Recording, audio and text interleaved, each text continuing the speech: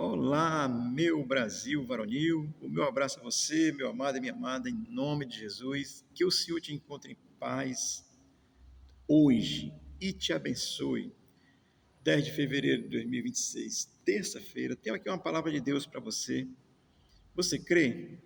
Isso é para quem crê. Se você crê, assista. Deus quer e pode te abençoar. Hebreus capítulo 13, versículo 22 diz assim a palavra do Senhor. Rogo-vos ainda, irmãos, que suporteis a presente palavra de exortação, tanto mais quanto vos escrevi resumidamente. Amém? Hebreus capítulo 13, também chegando quase ao final, do versículo 1 ao 6 tem ensino sobre deveres práticos e sociais, do versículo 7 ao 17 tem deveres espirituais, do versículo 18 ao 25, o autor nos faz recomendações assim pessoais. Amém? Essa palavra é para você pessoalmente. Se aproprie dela. Amém? Vamos aqui aprender um pouco com a palavra de Deus. Versículo 22 começa dizendo assim, de Hebreus 13. Rogo-vos ainda. Você vê que anteriormente ele já fez um rogo lá no versículo anterior, no 21, 22, no 21, 20 e tal. Então ele diz, rogo-vos ainda. Então, dentro dessas recomendações pessoais, o autor continua suplicando aos irmãos naquele contexto, e a mim e a você, porque a Bíblia chega a nós e ela é a palavra de Deus, é a palavra da fé, que entendemos, está certo? Que compreendemos como palavra de Deus, portanto, chega naquele contexto e chega a nós. Ele diz: rogo-vos, irmãos, e o sentido, quando se pega o contexto geral do livro, é para que não desistam da fé. Então, esse rogos ainda, ele significa assim, essa condição de uma existência.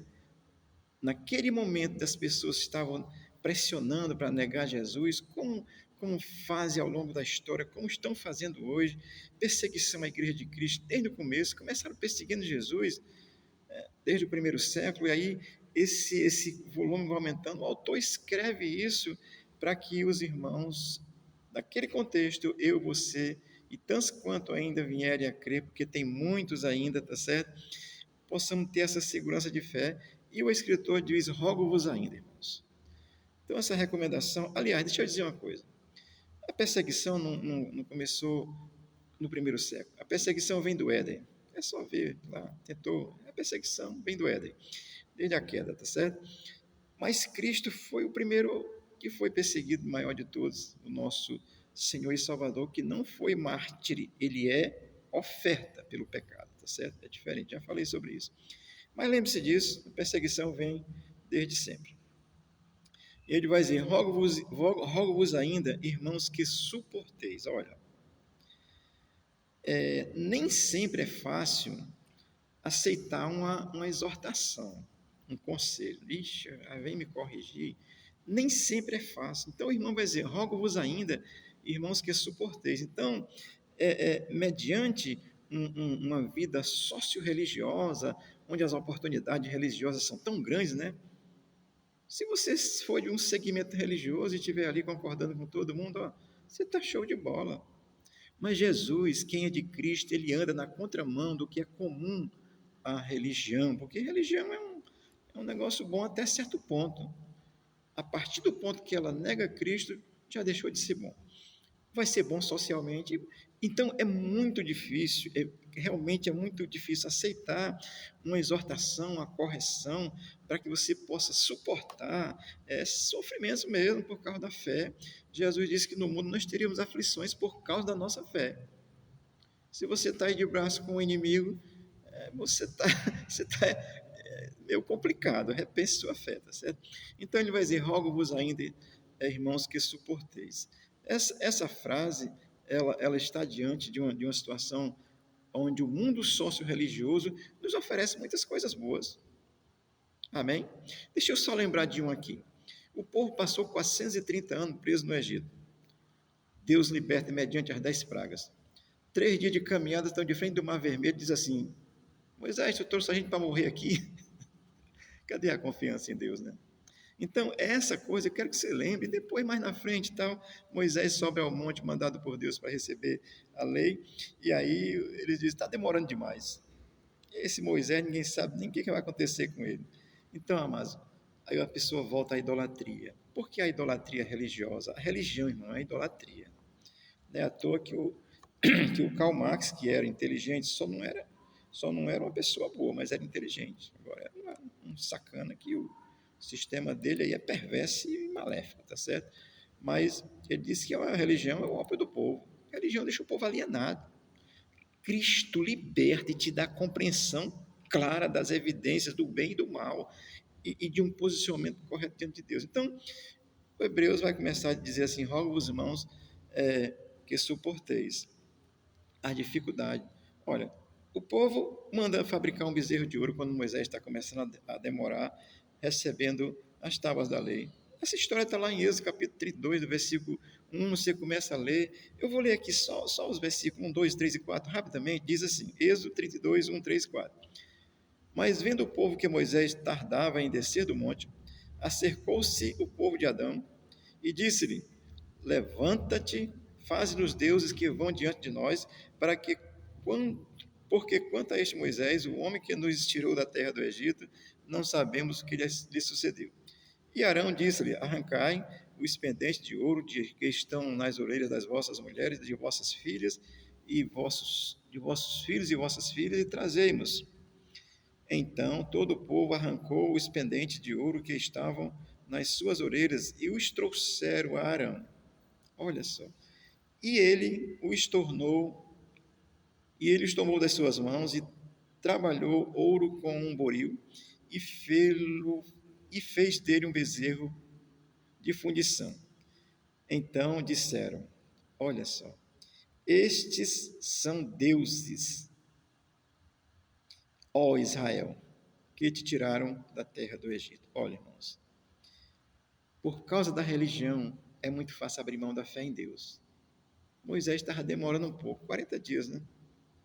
40 dias só, 1 mês e 10 dias. O pessoal já estava querendo, voltando para a idolatria do Egito. Eu estou dizendo isso porque a palavra de Deus nos exorta, porque o texto vai continuar dizendo assim: suportei-vos a presente palavra de exortação. Olha, o apelo era para que os irmãos aceitassem a exortação de não abrir mão da fé, porque o contexto de Hebreus vem falando dessa fé, que temos que suportar mesmo até o sangue, porque não suportamos. Tem gente aí, né, só na boa. Então, assim, não é que tem que sofrer, mas se tiver perseguição, tem que suportar a exortação para manter-se firme na palavra de Deus. No contexto de Cristo, é, já havia o submetido, assim, depois da subida de Cristo aos céus, o gnosticismo estava ali, negando a Cristo veementemente, com força e tal. Era um segmento filosófico religioso que se negava a Jesus com muita ênfase, e estava ali, e tinha os judaizantes, que eram os judeus convertidos, que vinham para o cristianismo, traziam a ideia de lá e misturavam tudo uma coisa com a outra, porque Cristo é puro, é Deus, veio do céu. Não dá para misturar com as coisas da terra, tá certo? Com a religião. E hoje nós não construímos mais bezerro de ouro, nem na época de Cristo, nem hoje. Mas é implantado na cabeça do ser humano que esse Jesus não é Salvador, que para te salvar precisa de outros caminhos, precisa pedir a José, Maria, Pedro, João, vai pedir até a mim, porque eu sou santo, né? Santo André. De acordo com a Bíblia. Então precisa pedir um monte de gente, precisa ir para macumba, precisa ir para o espiritismo, para isso, para aquilo. Misericórdia, você precisa ir para Jesus, querido, que tem autoridade nos céus e na terra. Então, apresentei a palavra de exortação. Olha, o bezerro de ouro hoje é construído de forma diferente. É na mente. As pessoas vão para um culto, apagam as luzes, começam a rodopiar, cantar, se balançar para aqui e para lá, se enche de emoção, aí sai dizendo: tu viu como Jesus falou? Pergunte sobre o que Jesus falou, que eles não vão saber nem responder. Vão para um culto, começa a rolar pelo chão, gritar, falar, pular, saltar, fazer cada careta, cada mungango. Mungango aqui no Nordeste é fazer careta feia, tá certo? Então, aí sai do culto, o que foi que Deus falou? Rapaz, falou, eu só fiquei lá, todo arrepiado, fiquei doidão. Aí Deus falou. Quando Deus fala, você tem consciência da verdade. Não é ficar doidão, doidão é você está drogado ou então endemoniado. Então, hoje o bezerro de ouro não é construído literalmente.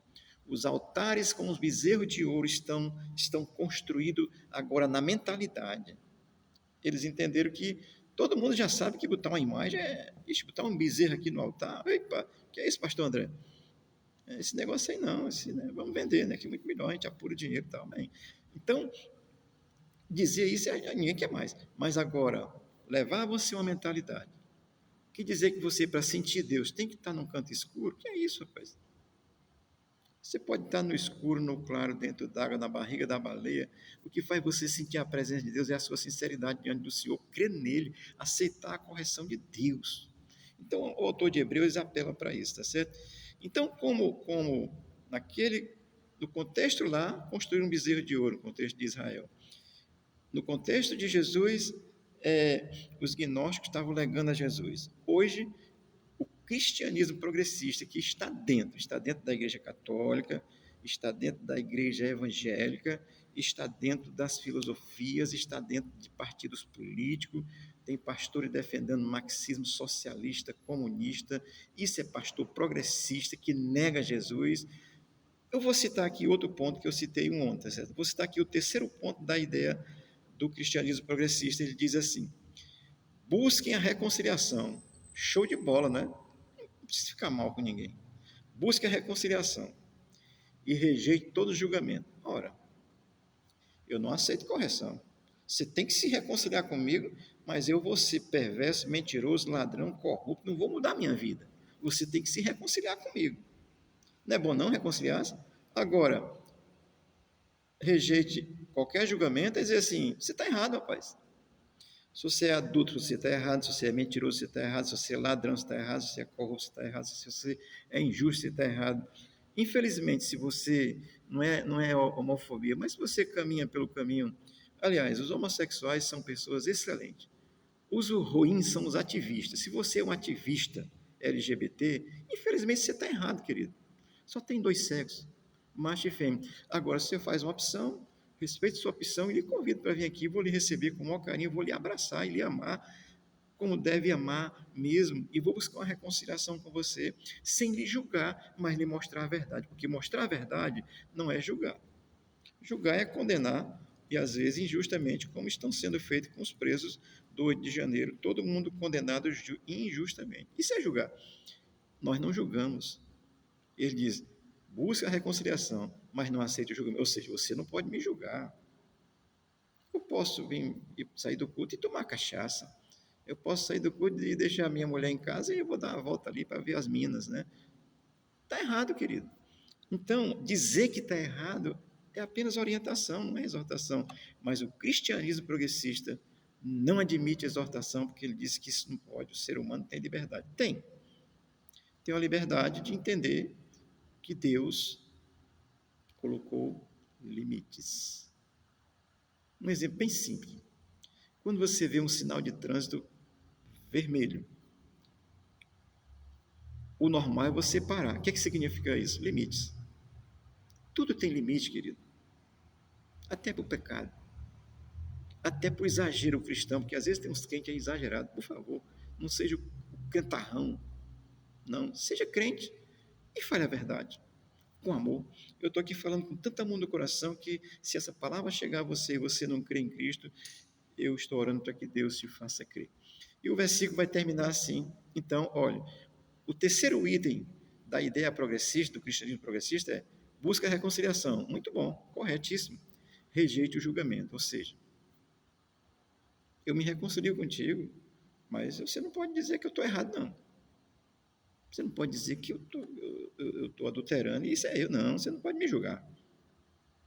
Claro que não é julgamento, é ensino, e Deus quer o teu bem. Amém? Olha, eu vou encerrar dizendo isso aqui para você, que já está demorando muito, glória a Deus. Atualmente existem os fast foods da fé. É comida rápida, você sabe, né? Ou seja, as pessoas elas não querem mais orar, não querem ler a Bíblia, não tem paciência na pregação. Pregação de 40, 50 minutos, levanta 4, 5 vezes para beber água, olha o celular do começo ao fim. Poxa,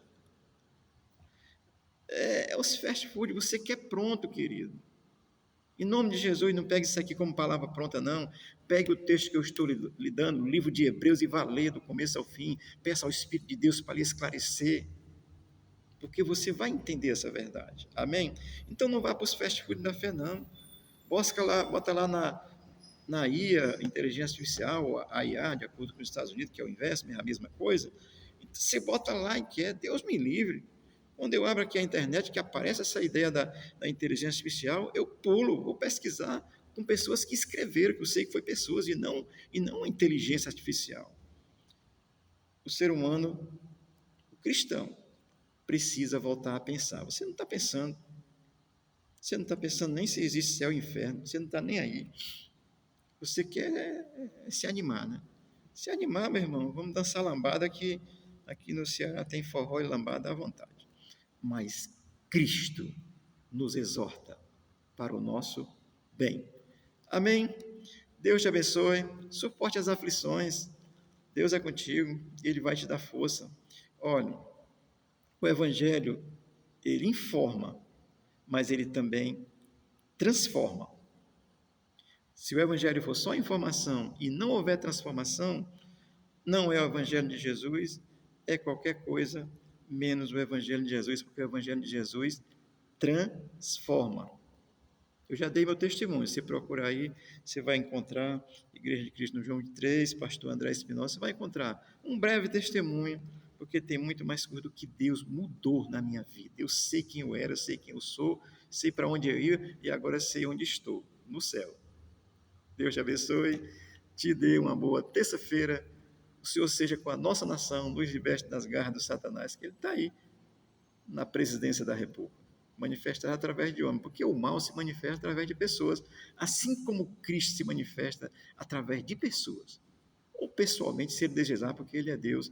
O Senhor te abençoe, em nome de Jesus. Amém.